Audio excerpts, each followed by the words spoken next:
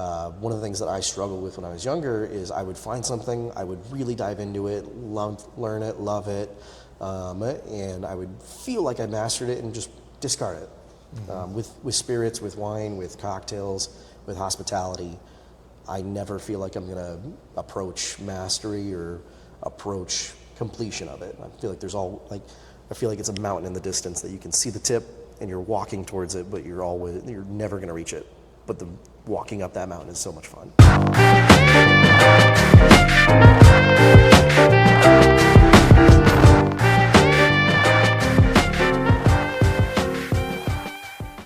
Welcome to today's episode of Main Street Mixology, episode 4. I'm with my friend Matt Crisp, otherwise known as Crispy, and I guess I'll let him introduce himself and tell us about where you're working right now. Yeah, absolutely. My name is Matthew Crispy. I've been part of the industry in craft side for about 4 years, probably about 10 years total. I'm excited to be here with you, man. Well, thank you. Thanks for coming. Can you tell us about where you're working right now and what's the vibe? Yeah, so I just opened Liquor Pig in Old Town Scottsdale. Vibe that we kind of went for, very genuine food, genuine quality all the way through. My beverage director is a level 3 sommelier, so some really, really incredible, weird wines all the way through. I'm running the cocktail program. I try to do just fun drinks, whether they're super fancy or the most approachable, just fun all the way through. And then the food is just kind of plays on different American classics. Do me a favor, move this up. Absolutely. Just to make sure that it's close enough, just to make sure. But that was a great answer. So I've had the cocktails at Liquor Pig, and they're fantastic. I've also had the food, and it was fantastic. Wonderful. You've hit 2 really good home runs with both of them. And then with the service from you and your staff, I don't know. My time was very enjoyable at Liquor Pig. So. Yeah, if the food's great, the drinks are great, but the service isn't great, there's really no point in going back. Fair. And there's no point in having the place open. It's there to make sure people have a good time. Well, it's doing a really good job, so, I hope so. You should be proud of yourself. So, in what ways does Liquor Pig contribute to the neighborhood or the community? So there's a lot of really, really incredible fine dining restaurants in Old Town. There's a lot of really great neighborhood bars. We try to bridge that gap. So one thing that I've heard my owners talk about is we don't really like the term casual fine dining.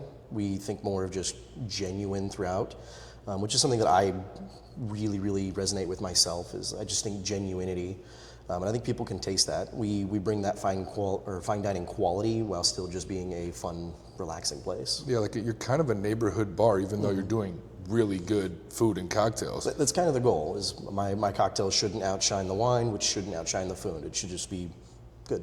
Yeah. All right, well, you guys are doing a good job, so I hope everyone does go and visit Liquor Pig after they see this interview, to be honest. So this question could take a second, but what is your story? How did you get into bartending? If you could just break it down from day one. Okay. I know it could be hard, but do your best. So I actually got my career start. I dropped out of high school and I went straight into 3D design. So video game development, a little bit of visual architecture, some fancy stuff, but nothing college level. It's a great career. Loved working with the people. I love being creative, but it's very sedentary, very sitting all the time. I got a job at Starbucks on the side, and I just fell in love with moving and making drinks. How old were you? I think I worked as a lead designer from 17 to 19. Oh wow, you were young doing that. I was very young. One of my friends was a fairly famous programmer, so I got to jump right into video game development. But getting that side gig at Starbucks, just for something less money, more just pass the time. I just fell in love with making drinks, talking to people. I was very introverted at the time, and just built on that. I got a job as a host. I was the hostess with the mostest. Where at? It was just a mom and pop place, steakhouse out in Gilbert. Okay. I moved from there to Oso Brewery, worked my way all the way up from server assistant to server, bartender, manager. The one in Gilbert? Mm-hmm. Okay. Yeah, a lot of love for that company, a lot of love for, and most of the companies that are local and just good ownership, good people that all the way through. And I loved it so much. I really enjoyed talking to my staff, leading them. But I remember there was one point where I was really getting into like I don't even want to say craft cocktails, just getting into cocktails in general. They also makes their own vodka and gin. And I was talking to the staff about the history of a gimlet. And I just was looking out, and we're a brewery. It wasn't their priority, which... Well, they are a distillery too, though. They're a distillery, but the distillery's up in Arcadia. And even though they're a distillery, I was talking in pre-shift about the history of the gimlet, Sir Thomas Gimlet, right? Mm-hmm. And I look out, and everyone's glassy-eyed, and I went, okay, I think I need to move into the craft side of things. That was always kind of the magnetic north, the true north that I was aiming for ever since I fell in love at Starbucks, and that was the turning point where I went to craft side. Got a job as a bar back, Hidden House. And Hidden House. Hidden House, yeah. I went with Brickyard for a little bit, part-time later on, but went from Hidden House, followed JJ Jordan Chandler up to Trevor's, learned a ton from him. Found a home at Rough Rider, Alex Montoya, Sal Scapona, which I hope I'm pronouncing Sal's last name right. Both incredible leaders. And then found some time at Brickyard, found some time at Shimo, and then just kept moving on. How long were you at Trevor's? Trevor's, I was there for about 4 or 5 months. Really? Mm-hmm. Well, that was a super crew when that started, man. Wonderful. I learned so much from everyone I was working with there. Yeah. There's just so many great minds at the beginning. There's a lot of places like that. I feel like craft bars and even bars in general, like baseball teams, basketball teams, where people are swapping around, and it was great to work with all that talent at the beginning. That's cool. And then, so from Brickyard, you went to Shigunamu, and then from Shigunamu, you went to Liquor Pig, correct? Or so no? I loved working at Rough Rider. I stayed with Rough Rider for a long time. Brickyard and Shimogamo, I picked up both part-time while I was with Rough Rider. So I kind of dipped around, I'm just trying to learn from everyone that I can, right? That's good. I never had a problem with anywhere that I worked, tried to leave everywhere with good terms. It was just more to learn, more to do. Yeah, leave every place better. Mm-hmm. Well, good to hear it. Well, that's a good story. You kind of forgot a lot of your competitions and world class, but that's okay. I guess we can get into that later. But those are important things to me about you, is that definitely you made it to top 10, right? Am I wrong? Yeah, I competed in world class presented by Diageo. They were associated with USBG at the time. And it was one of the hardest things I've done in my life. It was so much preparation, so much time investment. I've done the Last Slinger. My first competition that I won was the Delbach competition, my Sentinel Rye. That was a huge jump in. It was actually the first competition I ever did, and I don't know why I won that one. I was so shaky the entire time. You won the first competition you ever did? I got so lucky. I did like this, I did like a honey whiskey sour with Pedro Jimenez and a little beer thrown in instead of egg white. It's a trick I picked up from Dick that runs Brickyard. No shit. Just loved doing that, but I was so nervous. I was cotton mouth the whole time. couldn't say anything. But one of the things that Alex Montoya used to say, the competitions are great, but the best compliment I've ever gotten is when I do a bartender's choice and a guest asks for it again. It means it's a good one. The better compliment I can get from a guest as a management is, hey, I didn't have to ask for water. So that means a lot more to me than any competition. Oh yeah. Anytime I hear a guest, it's like, oh man, service was great. Never had to have my water refilled. It was just refilled constantly. That means a lot more to me than all the competitions. And that's amazing way that you feel that after, because competitions, you learn a lot, and you learn a lot about yourself. You learn about things under pressure. Like, it's a good learning experience, but the fact that you care more about the guests than the competition is what's going to set you apart, I think. Absolutely. Anyway. I mean, it's a very tough mindset to go all the way through. Yeah. There's things that pull you aside, try and teach you bad habits, but trying to keep that as genuine as possible. It sounds like if you did world class and you were the top 10, you know how to follow instructions, because that's what a lot of that is. And it sounds like you know how to make pretty good cocktails, because you wouldn't make it to the top 10. So even though you don't, you've put that behind you, you still should be proud of yourself for that achievement, man. Thank you, man. I'm very, very proud of all of it. It's a lot to do, a lot of time coming, but I don't really want to revel in the pride as much as I'd love to. I just want to keep looking at what I can do more. Yeah. Like, I would love to. I'm gonna keep competing in world class until I win or I die.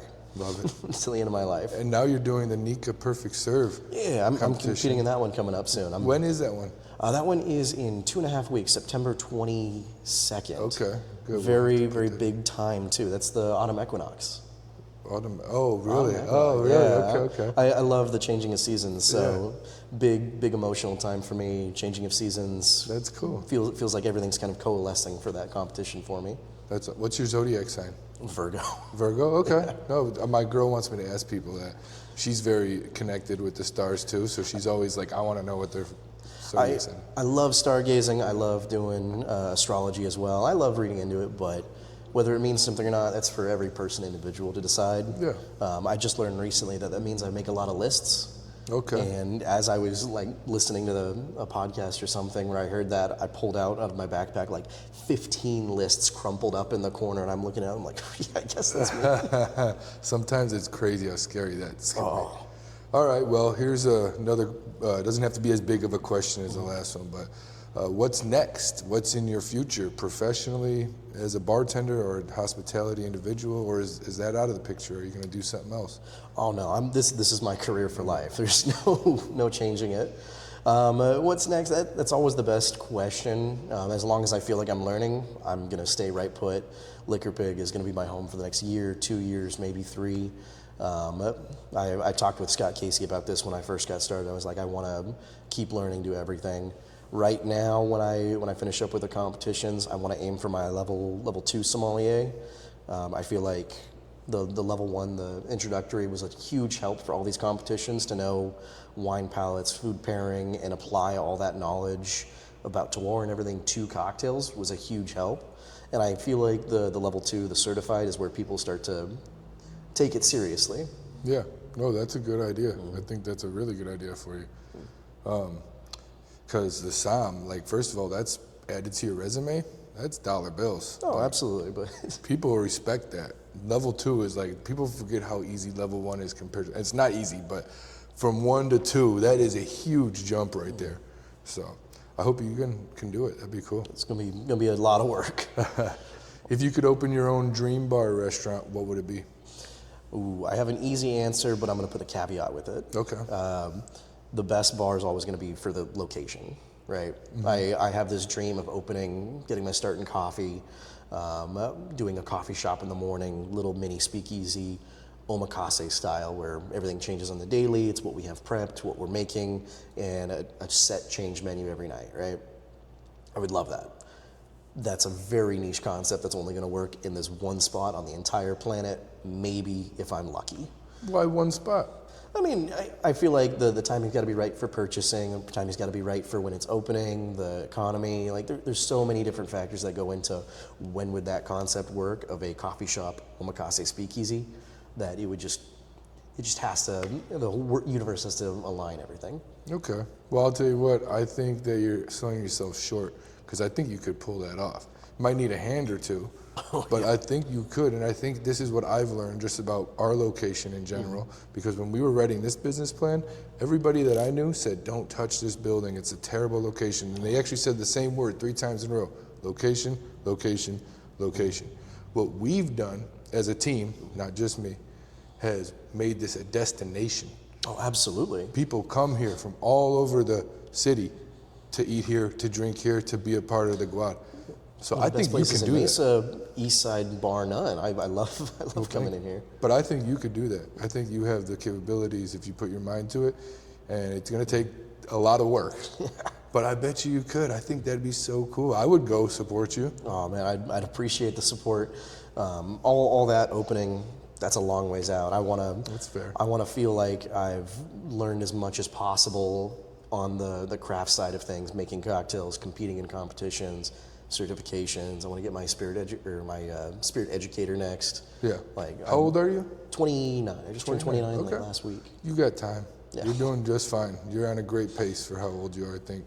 I don't know, man. I feel the timer every day. Well, I started bartending at 25, and I'm 36 now, and I wish I would have got into it at 21. I think I would have been farther along in my Dude, path. my team, I have so many younger gentlemen on my team, and they're incredible. They're picking up everything I have to teach them so quick. Yeah. I had one of the things that Brickyard, Dick, and Hidden House instilled in me is all these classics. So I've kind of required my team to memorize the classics and testing through them. One of my boys learned them all, like memorized perfectly in like 3 weeks. It took me forever. It took me like months to do it. I've seen that classic list because I've had bartenders that worked where I was in Hidden House and they brought it in and I'm like, holy smokes. It's a lot. Really good list though. Like when I was reading everything, the math is proper. Everything is very successful with that cocktail build. So that was a good thing that Dick and whoever put that together. I love that list so much just because you learn more about the reasons why we build things, right? You learn why we move things from 2.11 to 2.7, 5.75, shine the spirit, right? Yeah. All that little stuff, I feel like that's what lets me and hopefully my team, because I'm planning on having them work with me on the menu for the next season, do what we do. Yeah, and not just menu, like you said, dealer's choice. Once you become a good bar at that, that's all that gets ordered. And to be able to feel confident that your staff can make dealer's choices the way you want, that's a plus. That's a really important thing. So menu is for the people at the table. The dealer's choice is at the bar, I feel like. Oh so. Man, that's one of my weak points too, is I do so well sitting and autism meaning, and that's probably not. I do so well like focusing in on a drink and like sitting and thinking about it for hours, and even though I feel like I make decent bartender's choices, it's probably one of my weakest points of bartending. Really? Where I feel like I could spend more time thinking about it, I could improve more of this, and then by the time I serve it, I'm like, oh, maybe I should have done this, maybe I should have done that. It's because you care. I care a lot. You're really passionate about your cocktail skills, and you do a great job, so just remember. Sorry, I feel like I'm complimenting you left and right over here. All right, so who in this industry has inspired you or been a mentor to you? There's so many people. I feel like I could just list people. Hidden House, Dick's obviously incredible. I feel like John the Martyr, he was a manager at the time. He's no longer in the industry. He's not somebody that's super well known. There's a reason we called him the Martyr. It's because he always did everything, picked up the slack, did whatever he could. He was a huge inspiration. He was encouraging, joyful every time I was like working on something, which I look back and I'm like, man, that was a dumb thing of me to say or do. He was just encouraging in every way. JJ was great at Trevor's. He introduced me to a lot of different things, pushed me on that was when I got my level 1 SOM, pushed me a lot on that. Alex Montoya and Sal were some of the best people I've ever worked for. Every day that I'm bringing in new tequilas, I hope that Alex is like proud of the tequilas I got in my back bar. Treat the people of Mexico well, treat the economy well, the birds, the bats, the bees, housing, insurance for them, everything he taught me through. That's awesome. That's really good. Those are some great mentors right there. Gets me teary. What did you want to be when you grew up? I wanted to be a goldsmith. A goldsmith. I was a weirdo kid. I love jewelries. I love gemstones. Okay. I tried silversmithing in high school. My hands are way too shaky for that, which is weird because when I'm locked in the zone bartending, my hands are perfectly movement. But when I was trying to do that soldering or bending silver, I just could not do it. Really? So what would you have done with the golds? Would you make jewelry? Would you have? That's what I said. I said that from when I was like probably 5 years old all the way to 16, 17 before I started doing the video game stuff. Okay. So then bartending was never in your dream to grow up. It was never in it, but I feel like in this industry we have a lot of rejected people from other walks of life. We do really well. One of the things I love about the hospitality industry is that I feel like everyone makes good money to live, survive. We have a community, we have a family, and it's social, and it feeds our soul. I love that about the industry, and there's so many people from different walks of life. One of the things that I struggled with when I was younger is I would find something, I would really dive into it, learn it, love it, and I would feel like I mastered it and just discard it. With spirits, with wine, with cocktails, with hospitality, I never feel like I'm gonna approach mastery or approach completion of it. I feel like I feel like it's a mountain in the distance that you can see the tip and you're walking towards it, but you're never gonna reach it. But the walking up that mountain is so much fun. That's a really, really good way to look at it. And you're absolutely right. You're never going to be stop challenged in this. No. So no matter how far you keep going, even if you slow down, that's going to be a challenge. Yeah. You'll see. I mean, even keep moving when you do slow down. That's something that you got to work on too. I've had points where I'm like, I'm not learning anything right now. Giving yourself that self-forgiveness to take a moment, not overwhelm yourself. Yeah, It's important. I agree. But what qualities set you apart from other bartenders in the industry? I've thought a lot about this. I don't think I'm better than anyone. I don't think I'm talented. I don't think that I'm necessarily even like gifted at it. I feel like it doesn't come easy to me. I feel like I work really, really hard at learning as much of the niche little things, and that's my biggest advantage. All the cocktails that I'm like, this is one of the best cocktails I've ever made.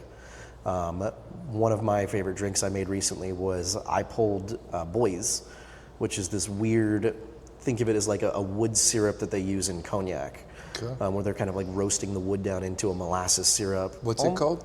Boys. Boyd's. I might be mispronouncing it. My Okay. French is not great. So B-O-I-X? B-O-I-S. I-S. Oh, Boys. Or B-O-I-S-E. But it's similar to like the wood tannin that they sometimes use caramel coloring for tequila. And I took that and I used the sacred wood from Mexico. I forget the name of it at the moment. What is it? Why can't I think of it? Palo Santo. Yes, Palo Santo. We Beautiful, burn it all the time. beautiful wood. I made sure I used ethically sourced because I didn't want to disrespect anyone. But I turned it into a Boys and used it to kind of make an aged tequila as though it were aged in Palo Santo. I didn't want to do like soaking Palo Santo, and I really wanted to like add that true sugarless syrup. Cool. And that's something that anyone probably has the know-how to. You know how to boil down wood, but it's this weird little niche thing of like me studying into cognac so deep that I understand how to make it, that I can apply it to the cocktail. And that's a lot of my drinks, is like just pulling these weird, like random stuff into different styles of drinks. That's cool. That's fusion. That's cool though. What advice would you give to someone thinking about becoming a bartender? Make sure you like talking to people. Yeah, that's the biggest thing, is that there's so many incredible people that I've met, but it takes a really genuine just love of talking to someone to not have this drain on your energy. I try to give a little bit of myself to every guest that comes in, treat them in the way that I want to give them an experience. That's great. And if you don't find genuine joy in that, no matter how much you like the nerdy part of it, no matter how much, if you don't love taking care of people, love giving an experience, it's a really difficult industry to do as a lifelong career. I agree. There's actually a bar in Chicago I've been to called the Aviary. I'm sure you know of that one. Love Live Aviary. They're bartenders. You can't sit at the bar. They're actually like behind a cage, and you only get drinks that's served at the table. Oh, yeah. And I thought I would not be a fan of that. That is not for me if I was in that position anyway. I like the guest. I want to know about the guest. It's crazy to me. I remember reading that in the book, and I was like, I can't even picture it, but it makes sense for how incredible drinks they do. Yeah, I guess that's true. Very consistent. You know, once you start talking to the bartender, he might change something here or there on you. I don't know. You know, I'm the same way. What's the biggest tip you've ever got? Biggest tip I've got in relation to what? Like bartending. In bartending? Yeah. Like not for a night's worth. Like that customer gave you whatever. Do you remember who it was even? Do you remember that day? You don't have to tell me who it was. I think it was Sal that told me this. It might have been Alex. But the best thing is to always assume that you can learn something from anyone, right? Great example. When I was at Cafe Monarch in the fine dining atmosphere, there's a lot of pressure to be the best, to do your best every single day. There's not a hair out of line. You have to be perfect at all times. And I remember going to a table one time and talking to a guest, and I brought Jack Daniel's, the Frank Sinatra barrel out. Okay. Love that whiskey. I brought it out to the guest, wanted to pour it for them, talk about it. You always offer in that fine dining atmosphere. And the guest looks at me and he goes, do you know why it's orange? And it takes a very special type of humility to pull into yourself to be like, I don't know, especially in that high pressure environment, to go, I don't know why it's orange. And the guest was like, oh, it's because Frank Sinatra's favorite color was orange. That's something that I would have never learned if I hadn't said, no, I don't know. And even in that type of atmosphere, you have to pull that mindset in. Yeah, that's a good one. It's okay to admit if you're wrong. It's okay to admit you don't know, as long as you That's how you learn. learn. Yeah, exactly. What advice would you give to somebody competing in world class? Plan Okay. as much planning as possible. No matter how much planning you do, you can never do enough of it. Tell me what you mean by that. Break that down. So many different aspects. So I had my speed round. That was probably the one that I did the worst in. I spent so much time working on it. I did my full speed round presentation in front of Sal and Alex. I did it. Mitch and Libby donated their time to me. Thank them so much. But I went to Highball and I did my full presentation in front of them. I did as much practice as I could have. I set a well up in my home, but you can never have enough planning. I think during the round, aquafaba was forgotten both by me and by the team. And I didn't have it, and it threw off my whole round, and I think I wasted 3 or 4 minutes looking for aquafaba, which was an extreme amount of time. But I could have done more planning. I could have remembered. I had it in the checklist, and every time that I prepared and did all those mock presentations, I always went, oh, I don't have aquafaba here. I'll pre-crack an egg. No worries. I'll grab aquafaba next time. And I never wrote it on the list again before my speed round. And that's just part of it, right? You learn, you live and learn, right? There's always more planning to do. With Nika Perfect Serve, I'm doing so much for Liquor Pig where we're getting ready to do the new menu, and I want to have more time to plan. I want to go through. I was just at one of the test bars this morning, and was going through omakase rounds, just preparing myself and having someone mocked come up to me. I'm a huge nerd and do D&D stuff, right? I thought it'd be really easy for me to go into that like fake role play mode where you're talking to someone and pretending to be somebody else. It was not easy as much as I do it already with my free time playing Dungeons and Dragons. You still got to practice, still got to plan. Fair. Good tip there, actually, because planning is never my strong suit. I'll come up with this shit 20 minutes before. So. There's so many competitions I've missed the deadline to enter because I was like, oh, I'll do that. And I didn't plan for writing down what day it's due, and I'm like, oh shoot, that was due yesterday. Fair. So when you're on the other side of the bar, what's your go-to drink order? Ooh, I try to get something different. Usually the first drink that I'll order is whatever looks the most interesting to me in that mood at the time on the menu. I understand that there's so much time and effort put into the menu and the psychology of it and planning that I want to respect that. If we're talking a dealer's choice, I love low ABV cocktails, and I love absinthe, okay. And those two do not play well together. Opposite, yeah. So I love requesting absinthe cobblers. It's not really a specific drink.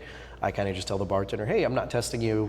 I always like to add that caveat, but just make me whatever your interpretation of an absinthe cobbler is. And I've gotten some really cool like fruit absinthe, high ABV cocktails. I've gotten some like low ABV, like not fruit bombs where they might not know what a cobbler was, but I got this really cool like absinthe soda, okay. Or like an absinthe Manhattan with like fruit liqueurs in there.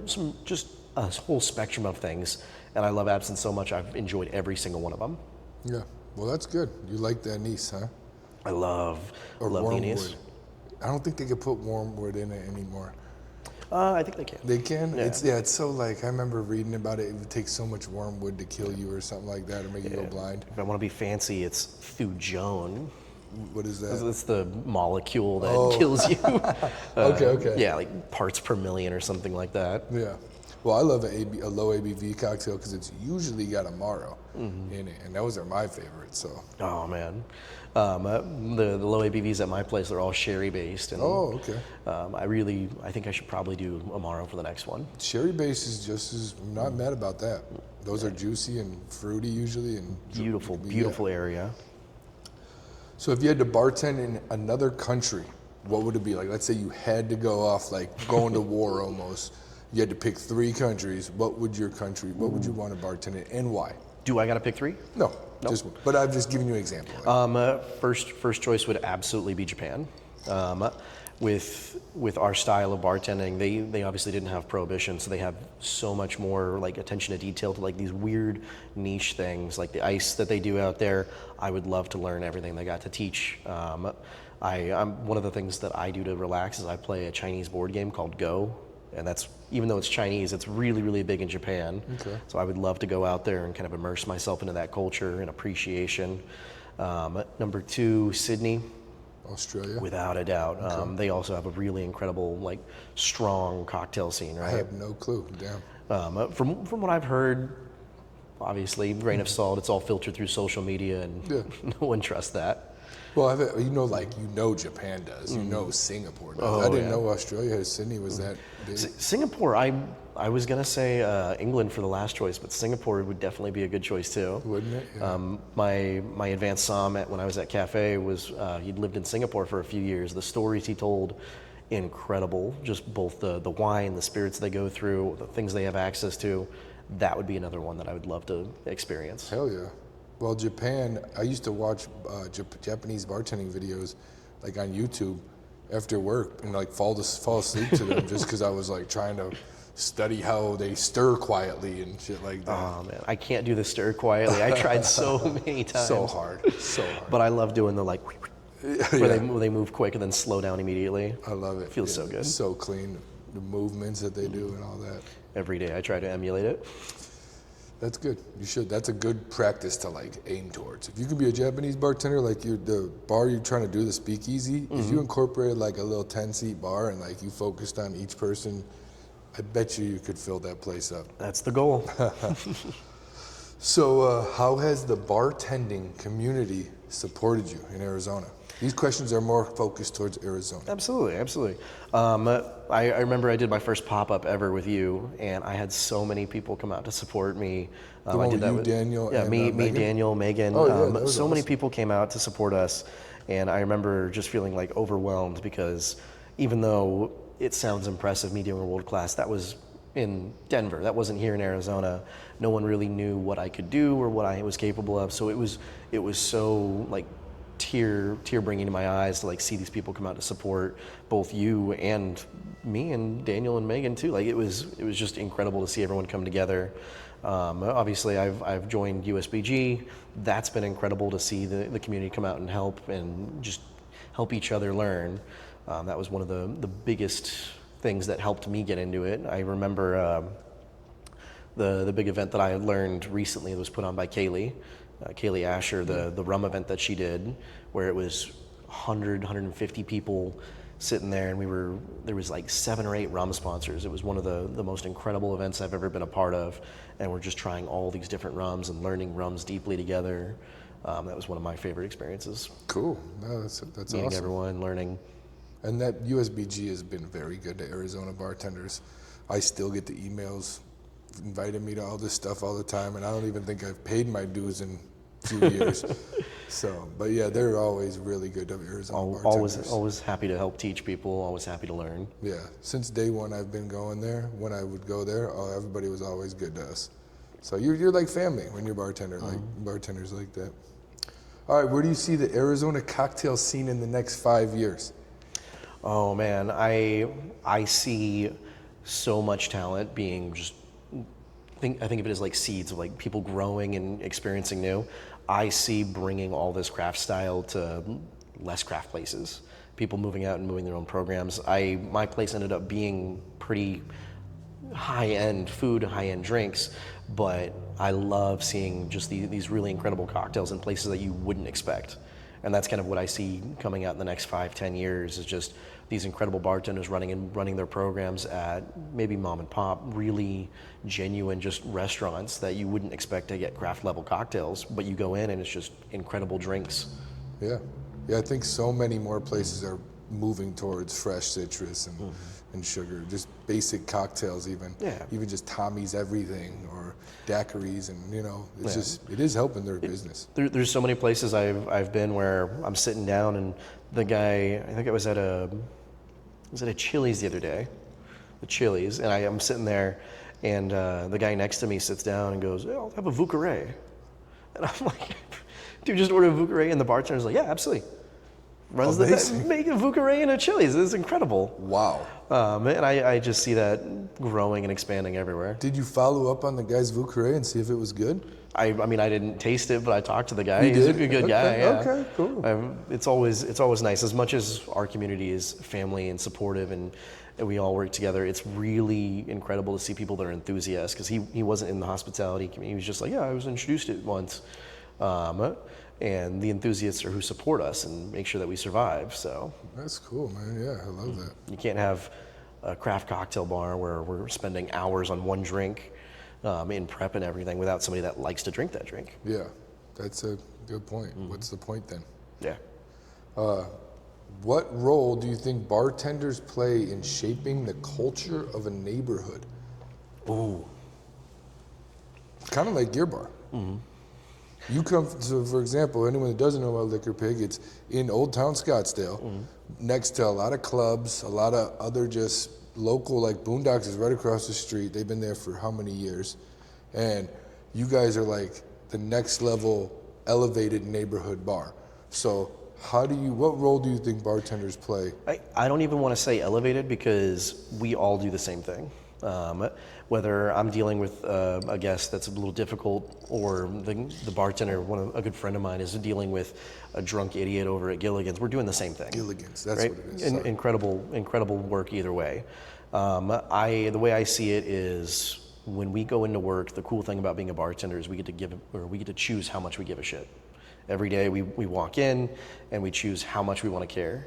And if I could provide anything, I don't care if they're making a Vucare at the club. They shouldn't be. That's probably not the place for it. Know the bar you're drinking at. But if you're sitting, or if I can have one of the club bartenders sitting at my bar and show how much I care, and they care a little bit more, and they give a little wine glass, a little extra polish, that means a lot. Yeah. That's cool. all I care about. Is just show how much I care, maybe encourage other people to care too. That's a good answer. If you need more water, by the way, that bottle's got water in it. Beautiful bottle. Yeah, right. How do you think rapid growth and rising costs are affecting local bars and restaurants? Absolutely difficult. I know, right? I stay out of politics. Yeah, no politics. So it's such an in-depth question about like economy and like what's going on, what's going to happen, what's the future. I guess with this question, I was more focused on the growth of Arizona. Even in Arizona, everything's getting more and more expensive. I'm no stranger to it. I know what my drinks cost. They're expensive. They're expensive everywhere. And is it worth it to spend your money on the drink? It's difficult. I want things to be cheaper for everyone, but there's costs to be paid, and everyone's struggling. I don't know what the solution is. I just know that everyone's doing their best right now, and it's pretty rough. I think in the case of what you said earlier is a great solution, giving someone a little bit of yourself, going that above and beyond that for that customer. So they might pay $18 for your cocktail, but you also engaged with them. You gave them $18 worth of enjoyment. Absolutely. It's a different measure. It's a tough thing. I don't even want to put a price on how much I care about my guest, right? Should care about every guest equally, whether they're buying a soda or the most expensive cocktail on the menu. Is there a way that I can do more? Absolutely. My martini costs $26. It's crazy expensive. What's in it? It's olive oil fat wash vodka, vermouth, a little bit of, I mix caper solution and olive juice together, Casa Levantro olives. I think I tried this one. It's a delicious cocktail, but I also did it with caviar on top. Oh, I did. So that's most of the price, honestly. But it's still a $26 martini. So when I have the guests sit down and they order it, if we have the time, especially if we're not busy on a Friday night where it's slammed, I try to encourage my staff and myself to set the glass in front of them, and we do actually throw it. Oh. I think it's a better texture when you throw it versus stirring or shaking. I promise it's not just for show. Yeah. But to do it directly in front of the guest, whether they're looking at you and seeing it as a show, or whether they're just enjoying their time with a friend, putting that extra time to move over to them and do it in front of them rather than over in the well where they can't really see, just a little extra effort. Yeah. Have you ever thought about putting a very expensive cocktail on the menu? I would say $26 is expensive. Well, The reason why I say this is my girlfriend was looking up the other day, and she read a study that if you have $100 cocktail, all of a sudden, all those other cocktails don't seem as expensive. Oh yeah. So maybe you made like something with Louis Trey or something, and you know, made it through a presentation. $26 is the most expensive drink. I'm familiar with that, and we at USBG were just down in Tucson teaching. We did like a speed round, and the thing that I was teaching was actually menu psychology. The price anchoring is a good thing. It does make people spend more money, and at the end of the day, we are there to make the business money. We're there to give the guest a good experience, but we're there to protect the business too. The expensive drinks, the only thing I see wrong with them is when they're not worth it. When you have this crazy expensive drink that's $100, $50, $85 for it, if it has the time and energy and effort put into it, should be worth it. One of the really expensive ones that Alex had on his menu was a marzipan orgeat big punch bowl. I forget how much it was, but he put so much energy and time and effort into this one huge drink that you can only order in the big way. I would say that's worth it 1,000 times over. But I've seen drinks with menus that I'm not going to mention where I'm like, that's just a French 75. I see. It's probably not worth it, even if it is Louis Trey. Yeah, makes sense. Good point. Louis Trey's incredible. All right.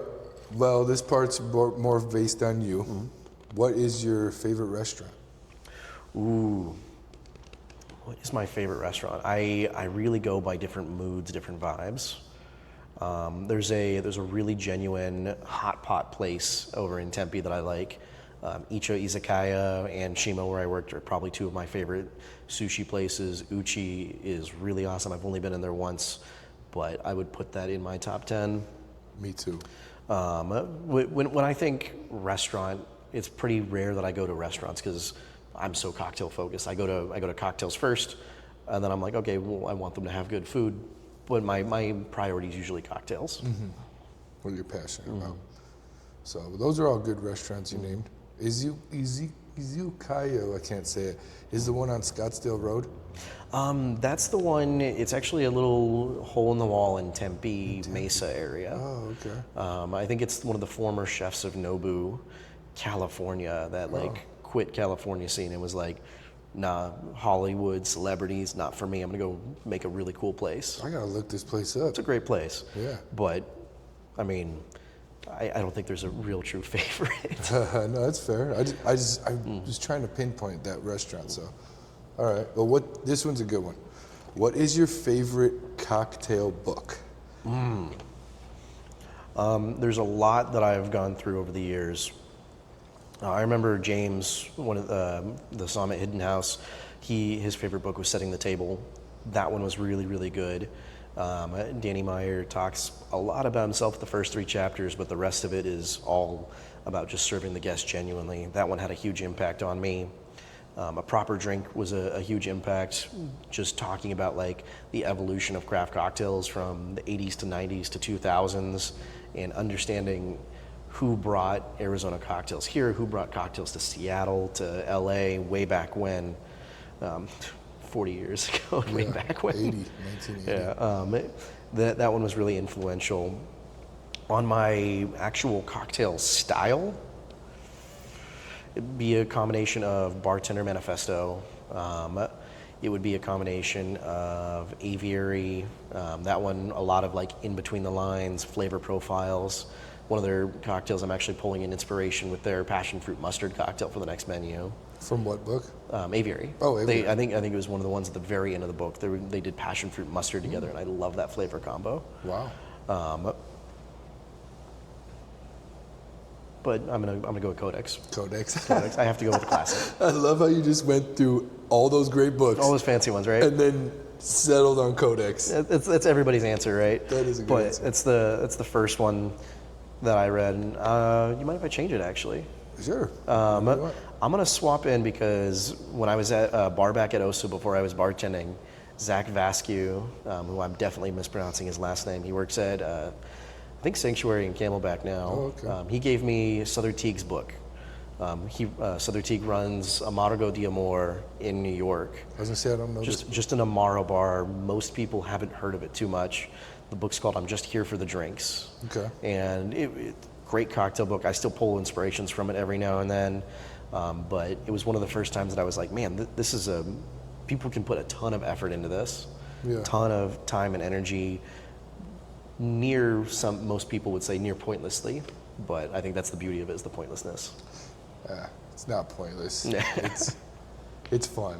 It's fun. All right, this one I actually specifically chose for you because you are Assam, and I want to know your favorite wine. It could be a style, or it could be a specific brand. It could be whatever. Or tell me.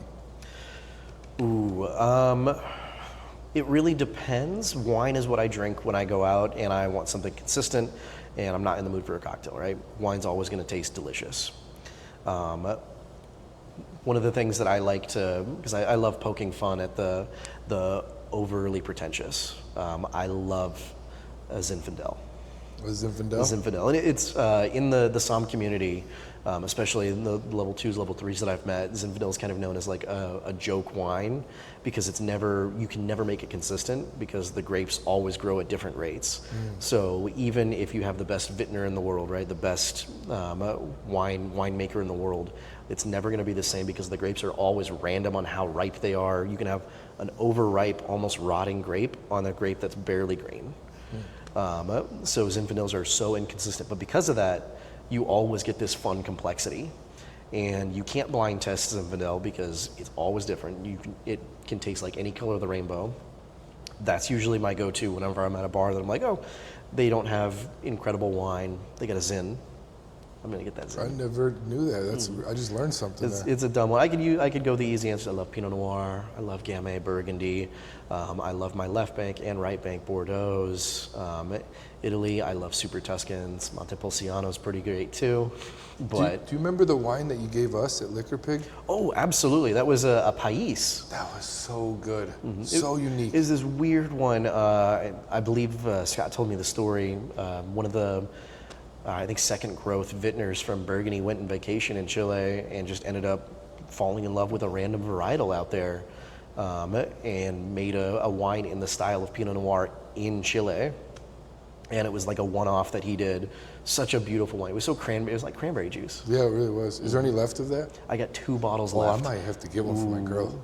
I know we had the Uchi team come in to celebrate an event the other night, and one of them was like, "You still got it?" I was like, "Yeah, I got 3 bottles left." So I think they might have their eye on it. You might have to race them to it. I love it. Yeah, we went to Uchi the other day too because of the Nico's friend that we met. I can't think of his name, but you know exactly what I'm talking about. Anyways, he works at Uchi. Oh my God, the food was so freaking good. It's incredible food. Really was. I'm a sucker for anything Japanese or just Asian in general, but they. I like really how the chef was like, eat it like this.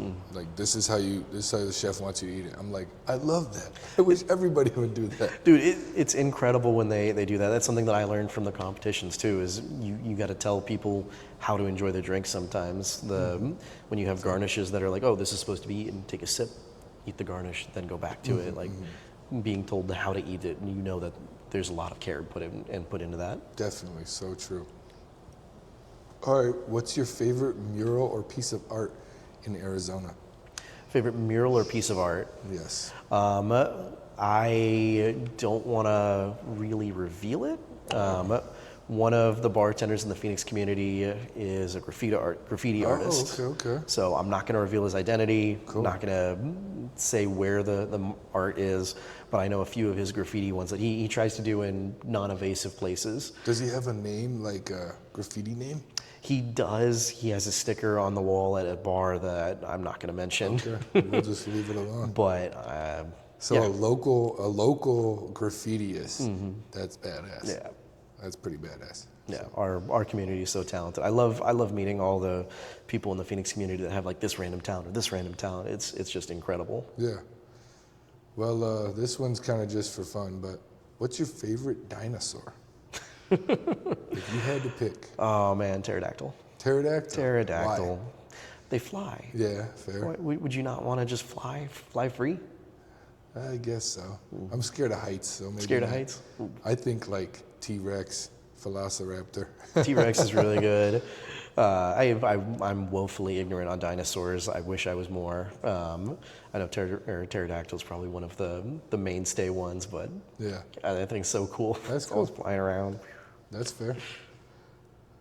All right, this one is a hard one. Best bartender in Arizona. Ooh. So I'm going to take off the bartenders that are now in management or ownership, right? Even though they're incredible bartenders in their own right, they're running businesses, they're running places. So even though I would say Jason's one of the best, if not the best, Aaron's one of the best, if not the best, Mitch and Libby are one of the best, if not the best, and they're probably don't even deserve to be taken off that list because they are bartending every day. But on the side of like every single day working in the bar, probably Frank De La Cruz. Okay, cool. Yeah, he's super talented. Learning from a super talented, like you were just saying. Yeah, Aaron DeFeo. incredible.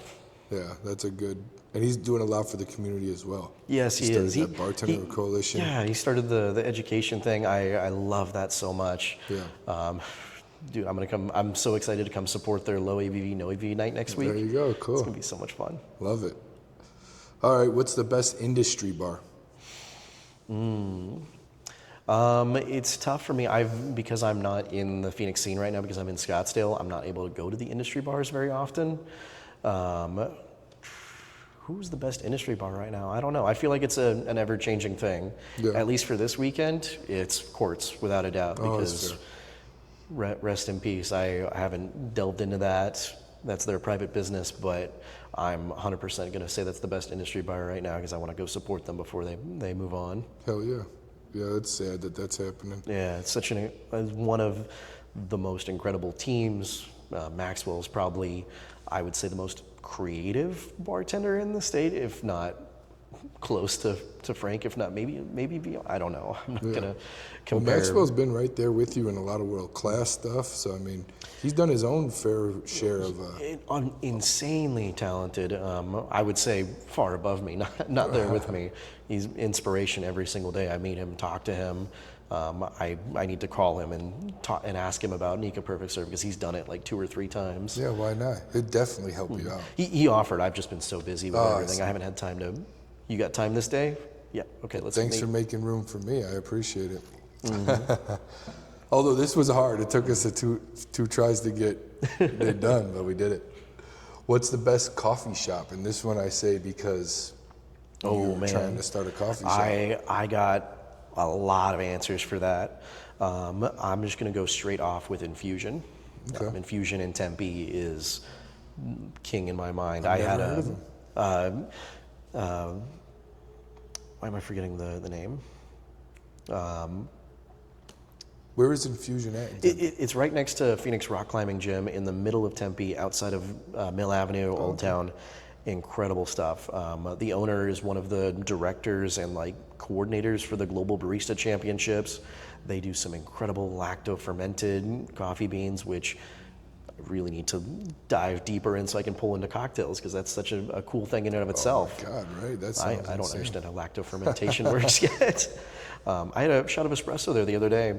It tasted like the feeling of when you're slurping up that last noodle in spaghetti. wow. You know that? Yeah. That's what it tasted like. The texture of the noodle was what the espresso shot tasted like, and I can't describe it better than that. I gotta try this. It's weird. What does he do? Something to the coffee? They just take a lot of time and energy with it. And so that's a lacto-fermented bean that he used in that coffee. That you Yeah. So they source their stuff. They work a lot with like different growers all around the world. That's awesome.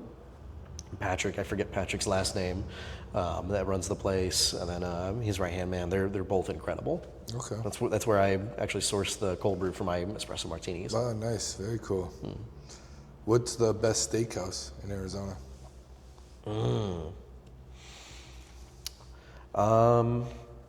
I got a weird answer for that because I'm not a steak person. I don't like steak. I usually prefer chicken. Oh, really? I'm gonna go with Shimogamo, and that's not a steakhouse at all. Hey, it's a good one. But they have they bring in Hokkaido snow beef, which I think that's the only place in the state that you can get it, and one of 8 places in the U.S. Wow, didn't know that. At both locations? No, just the Chandler one. Okay. That's what they use to like fat wash their old fashions too. Wow, I know that. I remember the Fat Wash Old Fashioned is delicious. They got some good bartenders over there too. Yeah, but I feel like that's not a real answer because Cafe Monarch, their steak's incredible, but it's not a steakhouse. J&G is probably, or G&J, J&G? J&G, I J&G, they're probably one of the answers, but I've never been there. Never eaten it, and I need to go. But I just, whenever I have time to go out, steakhouse isn't my first choice. That's fair. You said your cocktail. Personal preference. Yeah, you're a cocktail guy. So, well, lastly, is there any questions you want to ask me? How do you manage your time here, man? So thankfully, we have 2 days off a week, Monday and Tuesday. Like literally, that's the biggest blessing ever. Hopefully, we never have to be open on a Monday or Tuesday. Right now, we're blessed enough with sales and labor and all that we're making it through. But that's kind of like our secret. If we need to, pay the bills, we can just open up Tuesday and it'll increase our sales, enough to make it work. I'll tell you, my bar manager, Adam, has helped me out a ton in just closing the shop for me, opening it for me. Eric was helping me too. He actually just moved on to Sonny's. Oh, congratulations! His last to him. day was just the other day because it's closer to his house. He was making a lot of money there. I remember you mentioned that. Yeah. Yeah, Good. which is good for him. Good terms, good for him. Yeah, definitely. Congratulations. Good terms. And he's gonna learn a lot there. That's barter and shake program stuff. Oh yeah. He's doing good things for his career by hanging around Sonny's, even if it is a dive bar. Their cocktail quality is through the roof. That might be the number one neighborhood dive at the moment. That might be the That's right fair. answer. Yeah. Yeah, man. Time management. Well, time management is something that I still struggle with, and I still, fall into. Like sometimes I go home and I don't come home till I'm the first one here and the last one out, and that still happens to this day. But I think the short answer to that question is my girlfriend. She helps me really figure that out and forces me to take a break here or to, not do a double today or something like that, which kind of helps because I don't want to leave here. As weird as that sounds, like it's not that I want to work. Like I just love being in the restaurant. The energy in your restaurant is incredible. I don't know if you want to spin the camera around, but that window that you have up there is one of the best views, and just sitting, able to spin it during the podcast. Let's see. Oh Yeah. We did it. Just look at that. And I've seen you've opened it up even during like the rain before. Just having that atmosphere and the energy when this place is full and just like people are having a great time. I wouldn't want to go home either. Yeah. Well, thank you, man. Thank you. I mean, we're having a good time, and everybody here is having a good time. You could tell when you eat the food, you could just, that the people who are working here are enjoying themselves and want to be here. And that's what's really the biggest, thing that helps me as well manage time, is because I know I have people I can trust that want to do a good job. And it's not just Adam. Adam's a huge piece because he locks the door at night and does a lot of manager decision making. Shout out to Adam. Oh, yeah. He was actually bartending at Ostrich when I was bar backing at Hidden House. Okay, so you guys were pretty tight then. He taught me a lot too. I would put him on the list of one of the many mentors I've had. Dude, he's a fantastic teacher. I still use one of the garnishes he taught me on the daily. He is a garnish master, bro. King, man. But yeah, I mean, we're even hiring new people right now. We got a couple new guys starting, and we're excited to just see them, move with the program. So absolutely. So best of luck, man. Yeah, well, thank you. I hope I work to serve my team. I want to make sure everyone on my team's happy. One of the people that works 1 day a week, the first question I always ask him is, "Hey, how you doing? How's your mental health?" Yeah. I hope everyone on my team is as happy as your team. Well, that's good. Thank you, bro. I think they are. Monday and Tuesday off helps with the mental health. Oh man, so much. Guarantees that we will get a break from it all. It's kind of a joke, but whenever my bartenders ask, like, "Hey, do you need anything else before I head out?" My response is always, I want you to touch your toes before you go to sleep tonight. That's a good one. I love that. All right, well, this is the very end. Is how can people find you? Give them your social media, Liquor Pig, you know. At Liquor Pig AZ is what we are on Instagram. Me, myself, I'm crispy_cocktails. That's where you can find me at best. Always reach out, any questions, anything I can do to help anyone. Always there for anything I can do. Well, thank you again, bro. Thank you, really man. Appreciate it. So good seeing you. Let's go take a shot of Monty.